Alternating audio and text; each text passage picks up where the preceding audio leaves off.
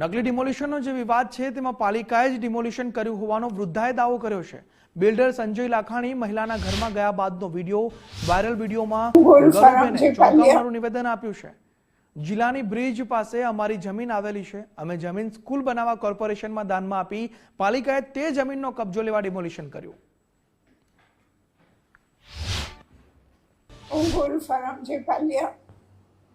માછલીપીટ મુકામે એકલી રહું છું અને હું પારસી સિનિયર મહિલા છું। અમારી જમીનો સુરત મુકામે દસ્તીપુરા વિસ્તારમાં જ્યાંથી જિલ્લાની બ્રિજ પસાર થાય છે તે એરિયામાં આવેલી છે। એમાં ઘણી જમીનો અમે કોર્પોરેશનને આપેલી છે અને એક જમીન એમને સ્કૂલ બનાવવા માટે દાનમાં આપેલી છે। જે જમીનો પર છોકરાઓ વસી ગયેલા છે।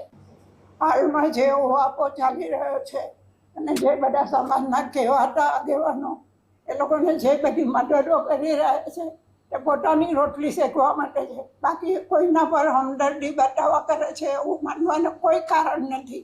કારણ કે આટલા વર્ષોમાં કોઈએ એક પૈસો ખર્ચ્યો નથી કે એ લોકોની કોઈ મદદ કરી નથી, તે મેં મારી નજરે જોયું છે।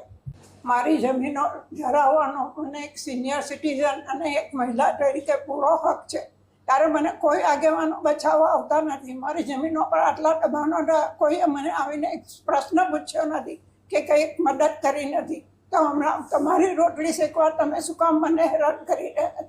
જે ડિમોલિશન કરેલું છે એ કોર્પોરેશન પોતે પોતાની જમીનનો કબજો લઈ રહ્યું છે, એમાં કોઈ વિરોધ કરવાનું શું કારણ છે તે મને સમજ પડતી નથી। મને એમ લાગે કે મારી બાકીની જમીનો પર એ લોકોની કોઈ ખરાબ બેનાટ હોવાથી આ પ્રશ્ન ચગાવી રહેલા છે।